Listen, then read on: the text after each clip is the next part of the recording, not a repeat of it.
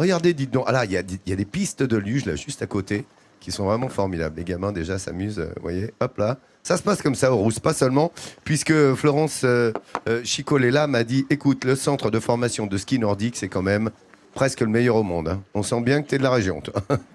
Plaisante pas un Flo. Mais c'est le centre pour l'équipe de France. Ben voilà. Et alors, évidemment, ici, on s'entraîne à tous les sports de ski nordique, mais aussi au combiné nordique. Si je te dis combiné nordique, tu me donnes les deux disciplines facilement. Alors, le ski de fond et le saut. Parfait, à pas confondre avec le biathlon. Trop fort. On a répété ce matin. Hein. À pas confondre avec le biathlon qui lui est constitué de tir à la carabine et de ski. Les stars du combiné nordique, c'est bien sûr Jason Lamy-Chapuis et Sébastien Lacroix. Et il y a des fans ici, évidemment. Donc, on va vous faire découvrir cette discipline. Et puis, où s'entraîne l'équipe de France? Tu l'as dit, au Centre national de ski nordique et de moyenne montagne. C'est à Prémanon. Et aussi, juste à côté, à Chaux-Neuve, où il y a le tremplin. Regardez.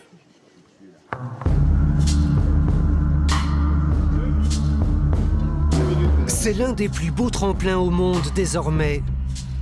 118 mètres de rail. Un léger frisson pour ceux qui se lancent. Puis viennent 4 petites secondes de vol. Lancés comme des avions, les champions français défient ici les lois de la gravité. Ce tremplin représente la partie la plus visible d'un iceberg méconnu. Un pôle d'entraînement complet pour les différentes disciplines du ski nordique.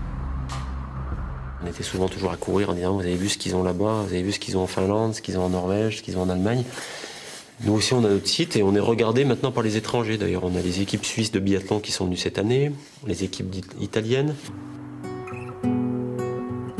Depuis 3 ans, l'équipe de France de ski nordique a pris ses quartiers ici, près des Rousses. Les biathlètes, qui conjuguent le ski et le tir à la carabine, ont trouvé un terrain d'entraînement idéal. Si l'équipe de France s'est installée ici, près des Rousses, ce n'est pas par hasard. Le Jura a une longue tradition de champions répartis dans quelques villages. Mout, Bois d'Amont, les Rousses. On n'est pas des irréductibles gaulois ou jurassiens. Il y a simplement une ambiance et une émulation.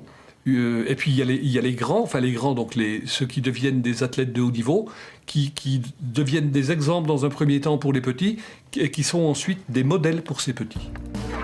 On le sait peu, mais le ski nordique décroche régulièrement des médailles aux JO d'hiver, plus que le ski alpin. Et le Jura y est sans doute pour quelque chose.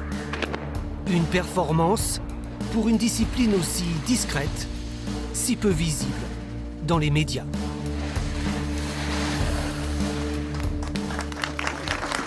Donne envie, hein. Et donc cette discipline est de plus en plus visible, heureusement. Vous savez qu'à Sochi, aux Jeux Olympiques, donc, qui commencent ce week-end, on espère une quinzaine de médailles, dont la moitié quand même dans les disciplines nordiques, donc ski de fond, biathlon, bien sûr combiné nordique. Et surtout, qui va porter le drapeau à la cérémonie d'ouverture vendredi? C'est Jason. Jason Lamy-Chapuis qui est de Bois d'Amont juste à côté, champion du monde et médaillé olympique. Et puis il faut préciser aussi que son ami d'enfance Vincent Gauthier-Manuel, qui lui est des Rousses même, sera le porte-drapeau pour les Jeux paralympiques quelques semaines après. Quand même 2 porte-drapeaux qui viennent d'ici, c'est magnifique. C'est bien, bravo hein, les Roussins. Ils sont fiers, oui. Il y a 11 athlètes hein, qui vont, de la région qui vont aller au JO, c'est énorme. Hein. Oui, vraiment une représentation importante.